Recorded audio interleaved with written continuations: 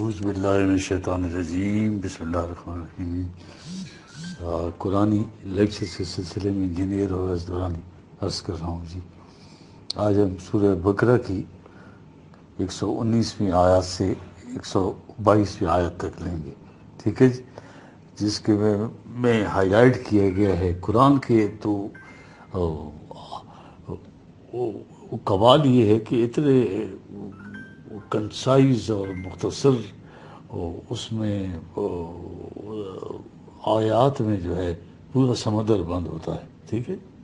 اب یہ دیکھیے تلاوت کا جو لازمی نتیجہ قرآن بتاتا ہے وہ مومنوں کی برسی ہوتا ہے، ٹھیک ہے، اور فرقہ بندی جو ہے وہ انسانوں کے قوانین کی وجہ سے آتی، یوں ہی انسان ہٹے فرقہ بندی ختم ہو گئی، ٹھیک ہے۔ اور اس کا علاج کیا ہے قرآن یہ بتاتا ہے۔ ہمارا کام صرف یہ ہے کہ پیغام پہنچا دیں، ہم کسی کو مجبور نہیں کر سکتے، ٹھیک ہے۔ اس لیے رسالت جو ہے وہ فریضہ ہے، ہم وارثین الکتاب ہیں، ہم مومنین جو ہے جی۔ اِنَّا أَرْسَلْنَاكَ بِالْحَقِّ بَشِيرًا وَنَذِيرًا وَلَا تُسْأَلُ عَنْ أَصْحَابِ الْجَحِيمِ، ٹھیک ہے، یہ آیت 119 ہے جی۔ وَلَن تَرْضَىٰ عَنْكَ الْيَهُودُ وَلَا النَّصَارَىٰ حَتَّىٰ تَتَّبِعَ مِلَّتَهُمْ قُلْ إِنَّ هُدَى اللَّهِ هُوَ الْهُدَىٰ وَلَا إِنِ اتَّبَعْتَ أَهْوَاءَهُمْ بَعْدَ الَّذِي جَاءَكَ مِنَ الْعِلْمِ مَا لَكَ مِنَ اللَّهِ مِن وَلِيٍّ وَلَا نَصِيرٍ الَّذِينَ آتَيْنَاهُمُ الْكِتَابَ يَتْلُونَهُ حَقَّ تِلَاوَتِهِ أُولَٰئِكَ يُؤْمِنُونَ بِهِ وَمَن يَكْفُرْ بِهِ فَأُولَٰئِكَ هُمُ الْخَاسِرُونَ۔ قرآن کہہ رہا ہے یا بنی اسرائیل اذکروا نعمتی التی انعمت علیکم وانی فضلتکم علی العالمین واتقوا یوما لا تجزی نفس عن نفس شیئا ولا یقبل منها عدل ولا تنفعها شفاعۃ ولا هم ینصرون۔ یہ آیت ہیں جی 124 تک، ٹھیک ہے جی، 119 سے 124 سورہ بقرہ کی جی، ٹھیک ہے جی۔ یہ قرآن جو ہے بتا رہا ہے جی، یہ آیات ہے، لیکن اس سے پہلے جو ہے یہ جو ہے انسان جو ہے نا وہ یہ کچھ آیاتیں ہیں کہ جو لوگ حقیقت سے بے خبر ہوتے ہیں پھر وہ کیا کیا ڈیمانڈ کرتے ہیں، ٹھیک ہے۔ یہ پچھلے آیات تھی 2/118 میں، وَقَالَ الَّذِينَ لَا يَعْلَمُونَ لَوْلَا يُكَلِّمُنَا اللَّهُ وَتَأْتِينَا آیَةٌ، ٹھیک ہے۔ جو لوگ حقیقت وحی کا اندازہ نہیں ہے، بے خبر ہیں وحی کی ماہیت سے، اس کے انداز سے، وہ چاہتے ہیں کہ اللہ ہم سے براہ راست کلام کیوں نہیں کرتا۔ ایک رسول ہے، اس کی طرف وحی آتی ہے، پھر رسول اللہ کی وحی ہمیں پہنچاتا ہے، تو اس کے بجائے ہر انسان کے ساتھ براہ راست بات کیوں نہیں کرتا، ٹھیک۔ اب دراصل میں وحی جو ہے وہ اللہ اپنے منتخب بندوں کو دیتا تھا، یہ العلم، اور اس میں وہ شخص کی جس کو یہ ملتی تھی وہ اپنی صحیح کاوش یا ہنرمند کا کوئی دخل نہیں ہوتا تھا، یہ ایک آبجیکٹیو ریئلٹی ہوتی تھی جو دی جاتی تھی، پھر وہ دوسرے انسانوں تک پہنچاتا تھا۔ اس کی ماہیت اور کیفیت کیا تھی اسے غیر اجنبی جان ہی نہیں سکتا۔ خود رسول کریم سے نبی کے متعلق نبوت سے ایک دن پہلے بھی اس کو علم نہیں ہوتا تھا کہ ایمان کیا اور کتاب کیا۔ رسول اکرم صلی اللہ علیہ وسلم کے متعلق فرمایا کہ تو ایک دن پہلے بھی نہیں جان سکتی۔ قرآن بتا رہا ہے کہ وحی کا طریق یہ ہے کہ ہم ایک انسان کو دیتے ہیں اور وہ دوسرے انسانوں تک پہنچاتا ہے، یہ ہر انسان کے ساتھ کلام کرنے کی بات نہیں ہے۔ ایک دوسری آیت ہے نا 42/51، اس کو دیجیے، بڑی امپورٹنٹ آیت ہے، وَمَا كَانَ لِبَشَرٍ أَن يُكَلِّمَهُ اللَّهُ إِلَّا وَحْيًا وَمِنْ وَرَاءِ حِجَابٍ وَيُرْسِلَ رَسُولًا فَيُوحِيَ بِإِذْنِهِ مَا يَشَاءُ إِنَّهُ عَلِيٌّ حَكِيمٌ۔ اللہ کسی انسان سے بات نہیں کرتا، وَمَا كَانَ لِبَشَرٍ أَن يُكَلِّمَهُ اللَّهُ، یہ ہے تو مطلب یہ کہ یہ تو شان شایان ہی نہیں ہے اللہ کے کہ کسی انسان سے ڈائریکٹ بات کرے، بجوز ان طریقوں کے جو یہاں 3 طریقے بتائیں، ٹھیک ہے۔ 2 طریقے تو ہیں جو رسولوں کے ساتھ مختص تھی، تیسرا طریق عام انسانوں کے لیے، انبیاء کرام سے اللہ کی ہم کلامی کا طریقہ دیکھیں، اللہ کی طرف سے جبریل کی وساطت سے جو میڈیم ہے کسی انسان کے اوپر وحی کا آنا، یہ وہ ایک طریقہ۔ دوسرا جو موسیٰ علیہ السلام کے زمانے میں من ورائے حجاب کہا ہے، پردے کے پیچھے سے، ہم نہیں جان سکتے وہ کیسی تھی، لیکن قرآن نے ہر جگہ کہا ہے وَكَلَمَ اللَّهُ موسیٰ تکلیما، اللہ نے موسیٰ سے یوں بات کی۔ من ورائے حجاب جو ہے پردے، بس پردہ ہے، خدا کی اللہ کی بات ان کے کان تک پہنچ جاتی تھی۔ حضرت موسیٰ نے کہا تھا کہ بات سنا تو سامنے آؤ، تو جواب میں کہا تم ہمیں نہیں دیکھ سکتے۔ من ورائے حجاب تھا یہ دو طریقے وہ ہیں جو اللہ کی طرف سے بات ہونے کے لیے رسولوں کے لیے مختص تھے، ٹھیک ہے۔ اور تیسرا طریقہ عام انسانوں کے لیے، یرسل رسول، جو رسول وہی وہ ملتی تھی ان کو انسانوں تک پہنچاتے تھے۔ اللہ ہر انسان سے براہ راست کلام نہیں کرتا، نبی کے سوا کسی سے وہ کلام نہیں کرتا۔ ایک باریک فرق اور دیکھیے، ٹھیک ہے، اب جہاں بھی کلام آئی ہے اللہ کلام کرتا ہے، اس کی طرف سے کسی کے ساتھ کوئی انسان اللہ کے ساتھ کلام یہ کہیں نہیں آیا، یہ مان و لاگ ہے، ٹھیک ہے جی۔ ہم تو ہر اس خدا کے ساتھ یہ یہاں پہ تو اچھا خیر وہ ارباب معرفت کی باتیں دیکھیے تو عجیب و غریب کفر کرتے ہیں، وہ ہر وقت رات کو ہم کلام ہوتے ہیں اللہ کے۔ قرآن کی روح سے نبوت کا دعویٰ ہے یار، ختم نبوت کے بعد نبوت کا دعویٰ کفر ہے۔ یہ کہتے ہیں نا براہ راست بات کیوں نہیں کرتا، تو ان کا دوسرا تقاضا و تعطین آیا، یہ کھلا وہ معجزہ کیوں نہیں، یہ اعتراضات تھے ان کے، یہ سب کے مشرکین کے، ٹھیک ہے۔ یہ ارباب معافرت اور یہ ساری سیلف ڈسیپشن میں، ابھی تو نفسیاتی دنیا میں یہ ثابت ہو گیا کہ یہ بیچارے سیلف ڈسیپشن کا شکار تھے، ٹھیک ہے۔ انسان کی بڑی آزادی جو حق اور باطل کا امتیاز کر کے انسان کے لیے ہے ختم ہو جاتی ہے یا ان کے دورے سے۔ قُلِ الْحَقُّ مِن رَبِّكُمْ وَمَنْ شَاءَ فَلْيُؤْمِنْ وَمَنْ شَاءَ فَلْيَكْفُرْ، یہ 18/29، یعنی بتا دو حق اللہ کی طرف سے آ گیا، غور و فکر سے، عقل و فکر سے، جس کا جی چاہے حق اختیار کرے، جس سے باطل اختیار کرے، آزادی قائم رہتی ہے۔ حق یا وہی وہ عقل و بصیرت پر مبنی ہوتا ہے۔ اگر آسمان سے لٹک تو کوئی صحیفہ آئے تو کھلی ہوئی کتاب تو اس سے کوئی بھی انکار نہیں کرتا۔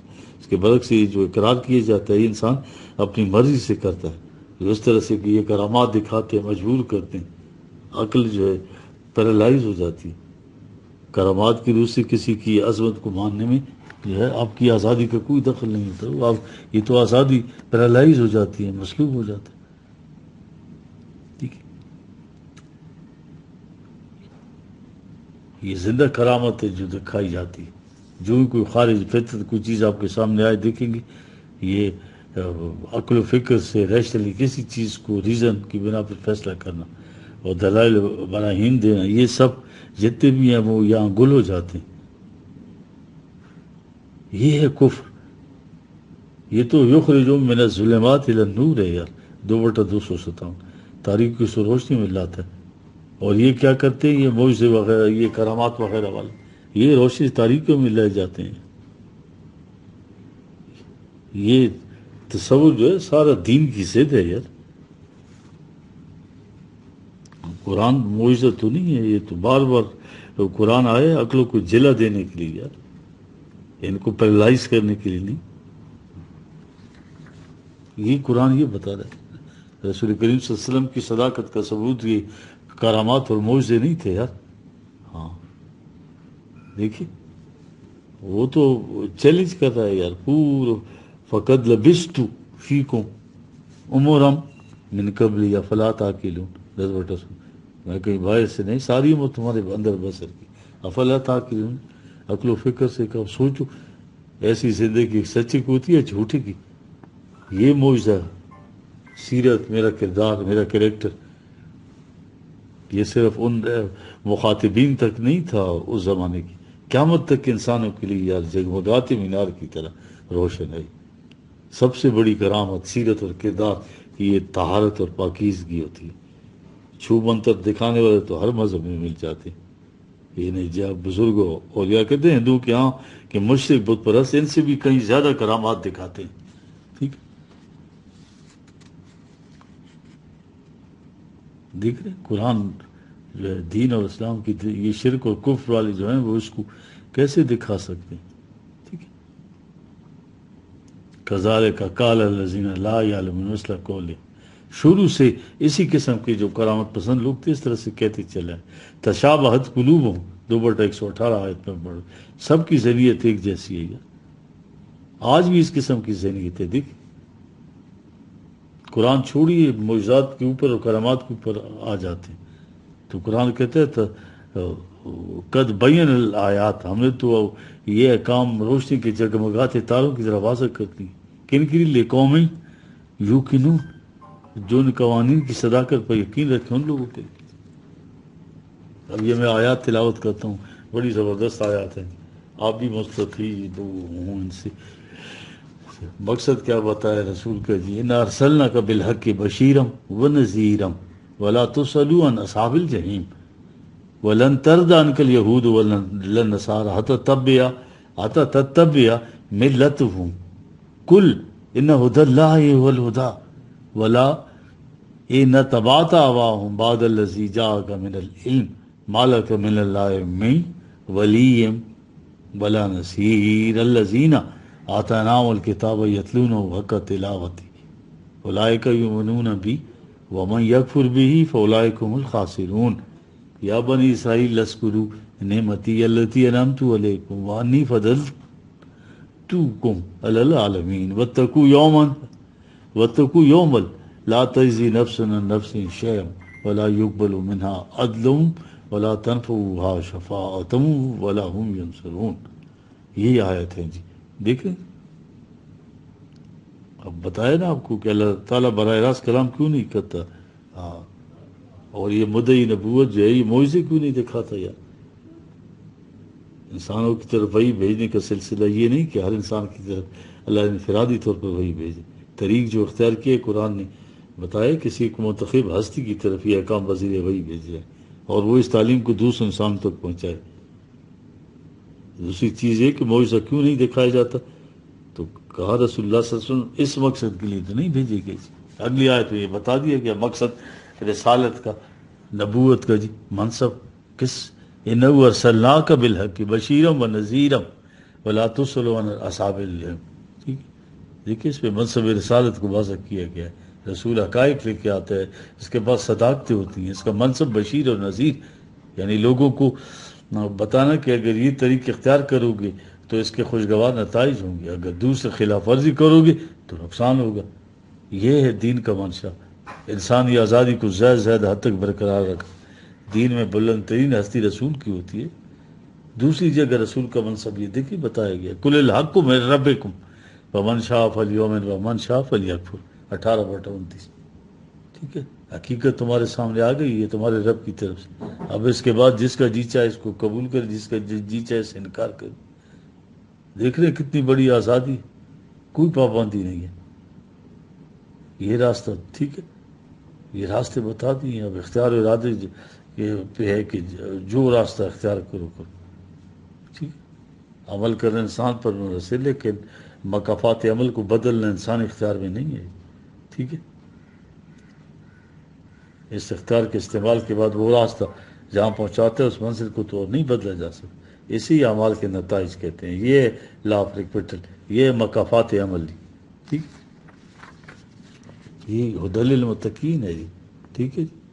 تو بشیرا و نذیرا دونوں چیزیں سائن پوسٹ لگا دی گئی ہیں.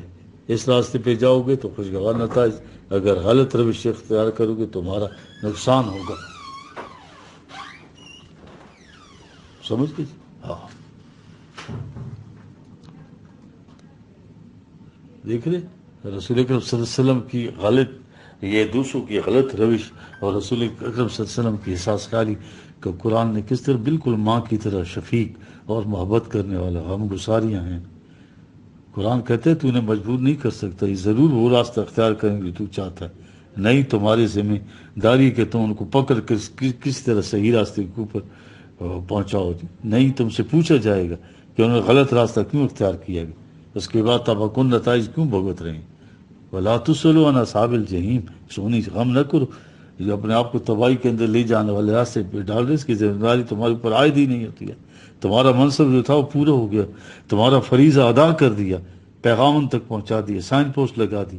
اس کے بعد تمہاری ذمہ داری نہیں کہ اس راستے پر چلے یا نہ چلے اور جہنم میں کیوں پہنچ گئی. دیکھی ادھر سے راستہ چلنے والی کی آزادی کو برقرار رکھا گیا اور ادھر راستہ بتانے والی کی پوزیشن. ذمہ داری اس حد تک ہماری بھی یہی ذمہ داری ہے. ٹھیک ہے، دوسرے مقام پر بالکل واضح الفاظ میں کہا فَإِنَّمَا عَلَيْكَ الْبَلَاغُ وَعَلَيْنَا الْحِسَابُ 13/40.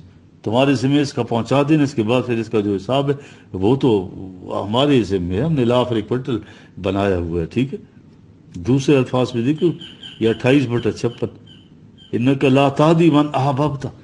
دیکھ رہے تو اگر جی سے کیوں نہ چاہے کسی شخص کو صحیح راستے پر نہیں چلا سکتا. تمہارے اختیار کی بات نہیں یار کہ بالضرور تم اسے ہدایت کے راستے پر چلاؤ. تو کتنی محبت کیوں نہ کرے، تمہارا جی کتنا ہی کیوں نہ چاہیے ضرور کہ صحیح راستے پہ آ جائیں. ٹھیک ہے، اِنَّكَ لَا تَهْدِي لیکن اللہ یہدی من یشاء 28/4. صحیح راستے کے اوپر تو اللہ کا قانون اسے چلاتا ہے. جو خود صحیح راستے پر چلنا چاہتا ہے اختیار و ارادے کو استعمال کرے تو وہ چلے گا. یہ قرآن کہتا ہے، یہ ہے مشیت اللہ کی. جو صحیح راستے پر چل نہیں چاہتا تو اسے تو نہیں چلا سکتا، نہیں اس کی ذمہ داری تمہارے اوپر ہوگی کہ صحیح راستے پر کیوں نہیں چلا. دیکھ رہے ہیں آپ دین کے پروگرام کو کس طرح وضاحت سے بتا دیا گیا. پیغام پہنچانے والے کا کام پیغام پہنچانا ہے، اس کی ذمہ داری کسی کو صحیح راستے کے اوپر مجبوراً چلانا نہیں ہے. مجبوری سے صحیح راستے پر چلنے والے کا یہ کوئی نیک کام نہیں ہوتا. نہ مجبوری کی نیکی ہوتی ہے، مجبوری کا گناہ نہ مجبوری کا گناہ ہوتا ہے.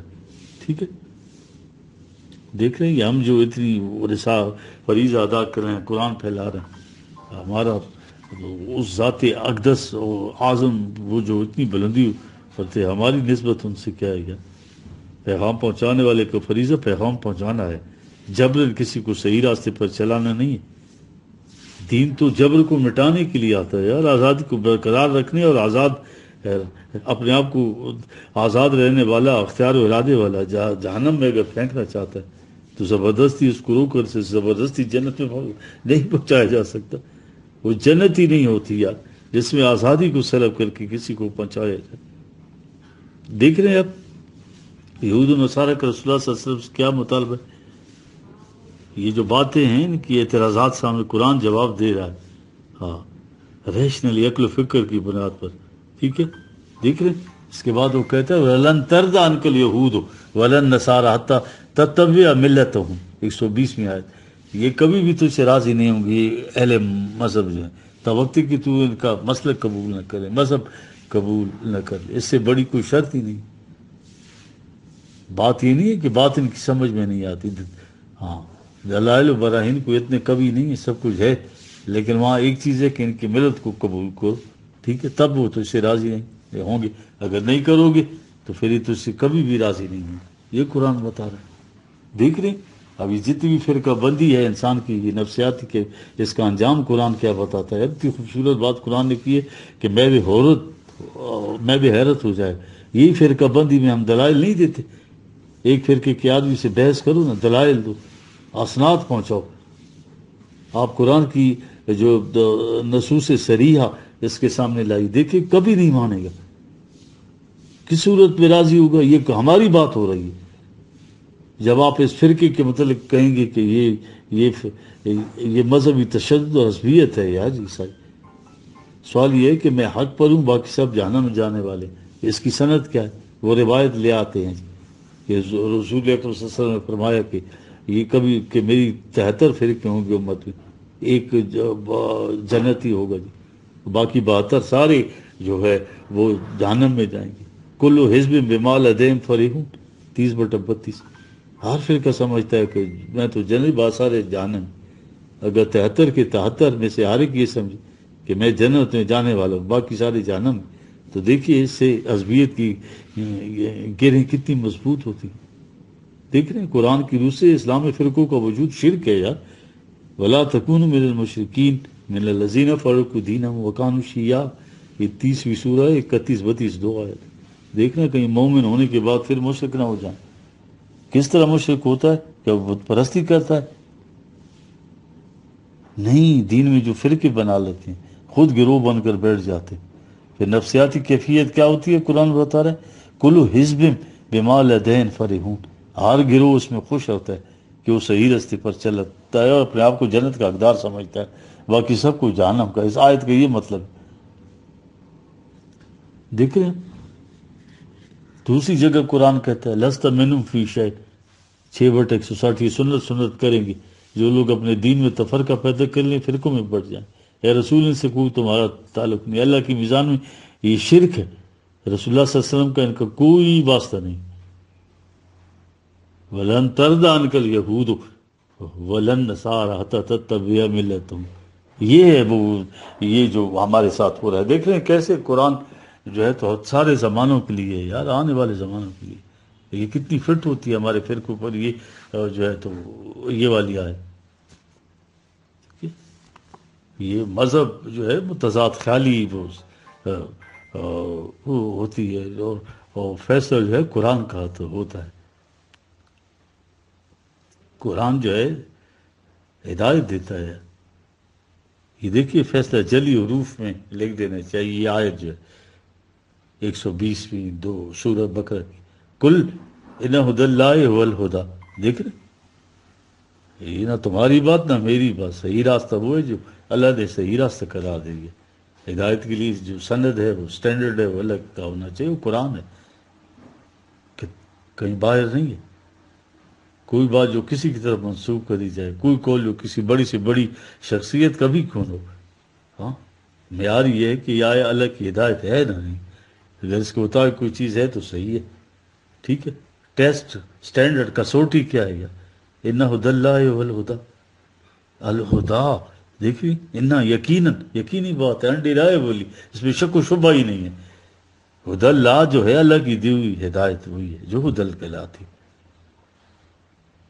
اگر یہ معیار سامنے رکھ لیجیے تو یہ دیکھیے سارے فرقے مٹ جاتے ہیں. وَاعْتَصِمُوا بِحَبْلِ اللَّهِ جَمِيعًا وَلَا تَفَرَّقُوا 3/102. یہی حبل اللہ ہے. اس کے ساتھ جو ہے تو اس کے ساتھ اپنے آپ کو تمسک کر لو. اس کے ساتھ من جانب اللہ ہونے کی قرآن میں دلیل کیا ہے کہ کوئی اختلافی بات نہیں، ٹھیک ہے. قرآن اور یہی ہمارے لیے اتھارٹی ہے، دلیل ہے، برہان ہے کہ اس کے ماننے والے میں کیسے اختلاف پیدا ہو گئے، کیسے فرقے بنے گی. دیکھیں یہ فرقے کیوں بنتے ہیں، یہ بات ذرا غور سے سنیں. کیونکہ ان کی سند اور دلیل کسی نہ کسی انسان تک رک جائے گی، اللہ تک نہیں پہنچے گی. اللہ تک اگر پہنچنے والے ہوں گے تو دو شخصوں کے درمیان اختلاف نہیں ہوگا. خدا نقدس کی غایت یہ نہیں کہ مجھے ادھر کا راستہ اور آپ کو ادھر کا راستہ بتا دے. اتنا بڑا اختلاف اگر کسی انسان کے کلام میں ہو تو انسان کو اٹھا کے پھینک دے دیتا. جائے کہ اللہ کے ہاں یہ اختلاف ٹھیک قطعاً نہیں ہے.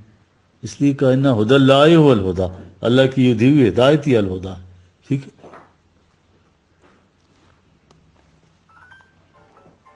اصل میں بات یہ ہے یہ فرقہ واریت کا وجود جو ہے علم، یہ دیکھو قرآن بڑی زبردست بات کر گیا ہے.